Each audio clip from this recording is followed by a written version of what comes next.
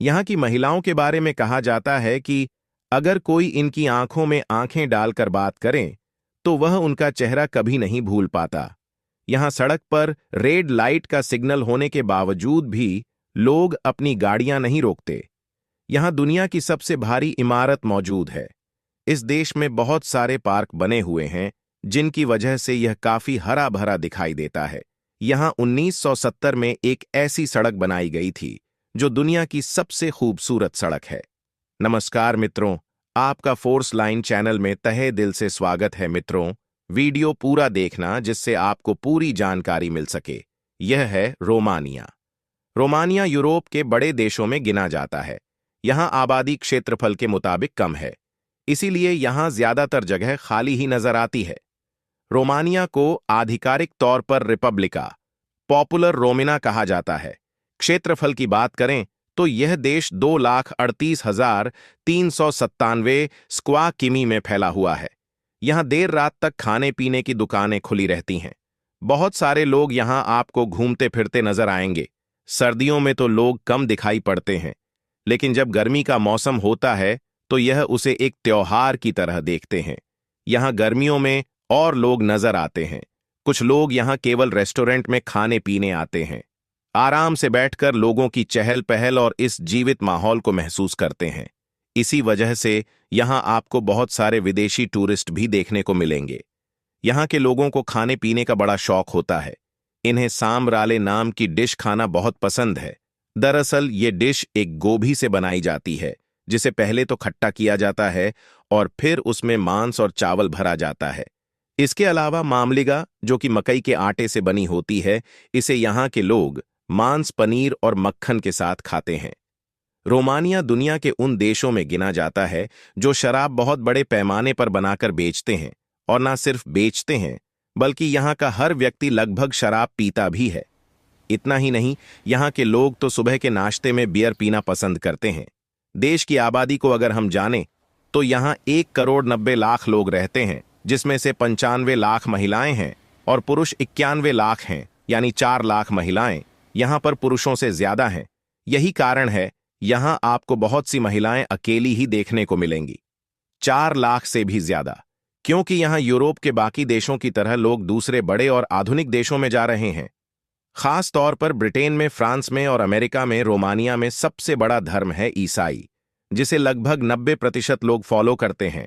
पर ईसाई धर्म में भी 81% लोग ऑर्थोडॉक्स ईसाई हैं, 5% में रोमन कैथोलिक हैं और 4% में प्रोटेस्टेंट हैं। बाकी जो 10% के लोग हैं, या तो वह नास्तिक हैं या फिर अन्य धर्मों के हैं। बुखारेस्ट ये है यहाँ की राजधानी। यह युवाओं को बहुत पसंद आती है क्योंकि यहाँ वह हर चीज देखने को मिलती है जो किसी को भी आराम और सुकून या फिर जोश से भर दे, क्योंकि हर इंसान अलग अलग तरह से खुश होता है। जो जोशीले हैं उनके लिए इस शहर की नाइट लाइफ काफी मजेदार हो सकती है। यह है रोमानिया की राजधानी बुखारेस्ट के बाद दूसरा सबसे महत्वपूर्ण ऐतिहासिक शहर सिगी सवारा। इस शहर का इतिहास 800 साल पुराना है, 12वीं शताब्दी से जुड़ा हुआ है। जब इस शहर को सेक्शन लोगों ने बसाना शुरू किया, सेक्सन साम्राज्य के लोगों ने उस समय इस शहर में कई किले और चर्च बनवाए, जिससे वह शहर की रक्षा करते, साथ में इसे आर्थिक केंद्र भी बनाते, क्योंकि जहां ज्यादा अच्छी इमारतें, किले, चर्च और महल, वहां ज्यादा अच्छा व्यापार। इसीलिए सैक्सन साम्राज्य के लोगों ने वह हर चीज इस शहर में बनाई जो उन्हें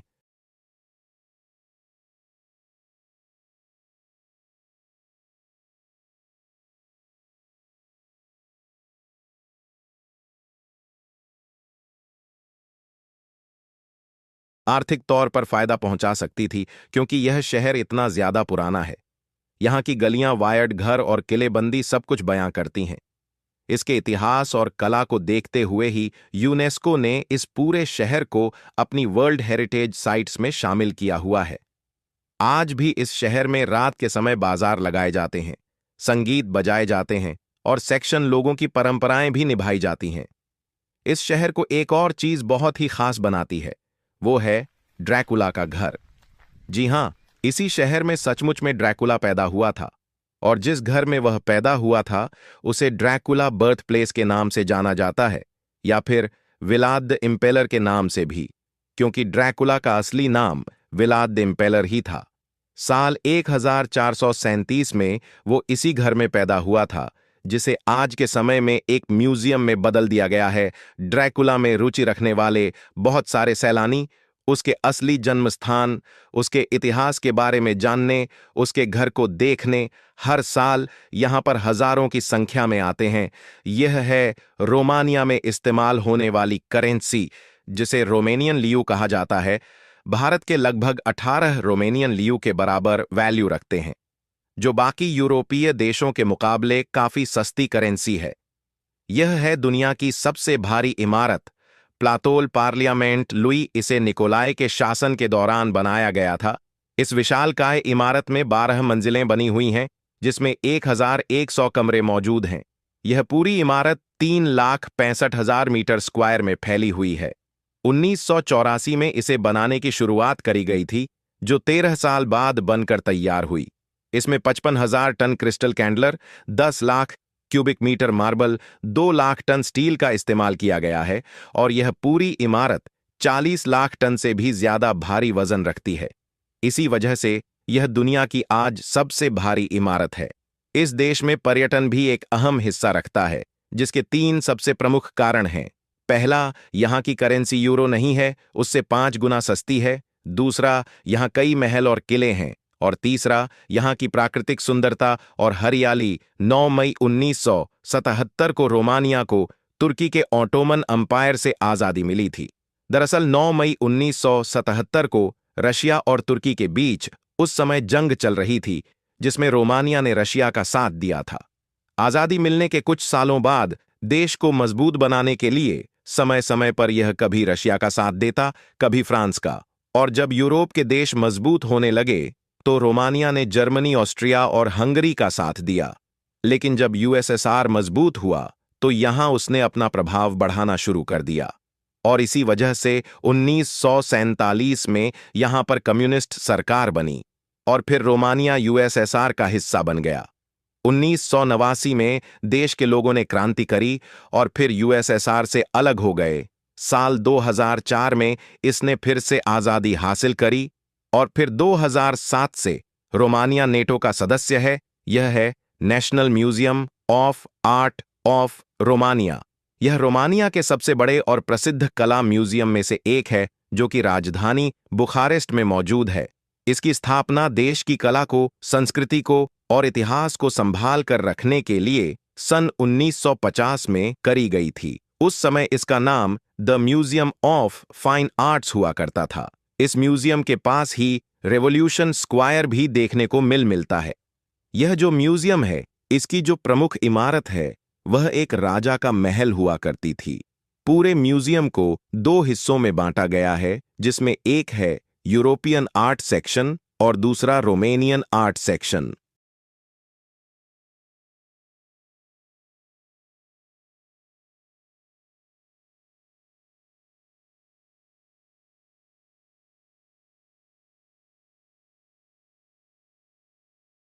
यहाँ आपको यूरोप की पुरानी कला, जैसे कि इटली की, फ्रेंच की और डच की कई पेंटिंग्स और मूर्तिकला देखने को मिलेंगी। इसके अलावा रोमानिया के प्रसिद्ध चित्रकारों की पेंटिंग्स को भी यहाँ पर शोकेस किया गया है, जैसे निकोले की चित्रकारी, थियोडोर अमन की पेंटिंग्स और स्टीफन लशियम की कलाकारी।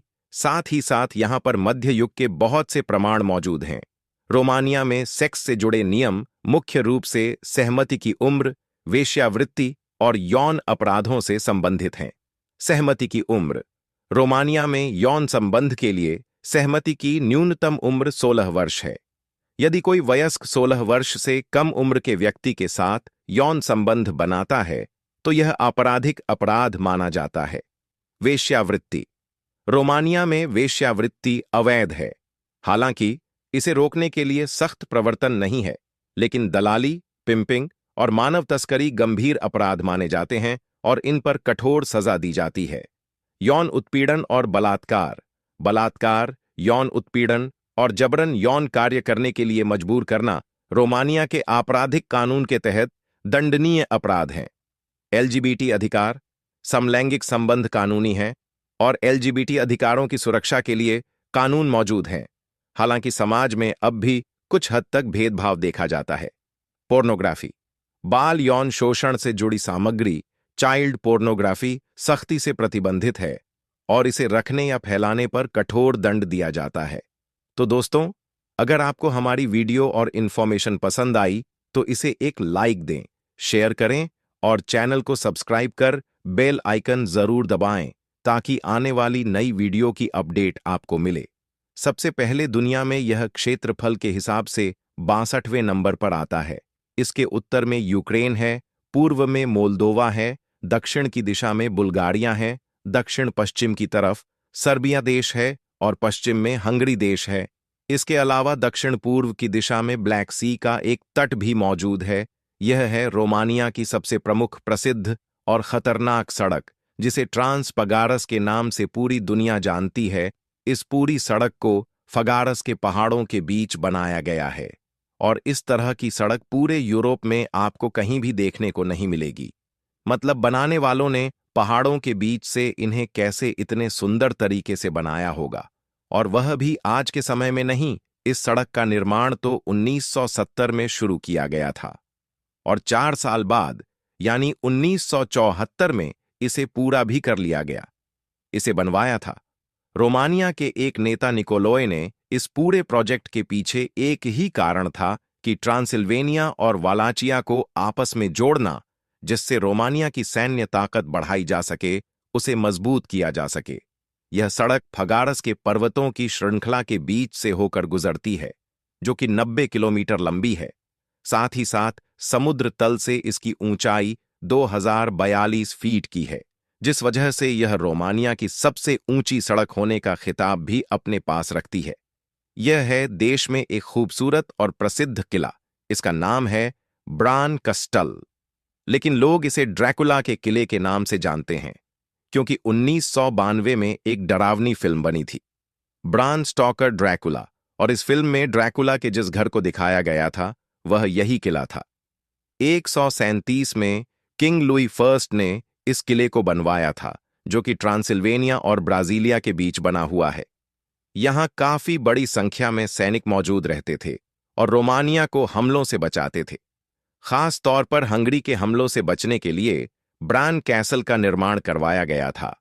जब ड्रैकुला मूवी बनी और इस कैसल का उसमें भरपूर इस्तेमाल किया गया, और जब मूवी सुपरहिट हुई, साथ में कई अवार्ड्स भी इसने जीते, तो लोगों के बीच इस किले को देखने और जानने के लिए रुचि पैदा होने लगी, जिसके बाद से यह किला आज रोमानिया में सबसे प्रसिद्ध किलों में से एक है।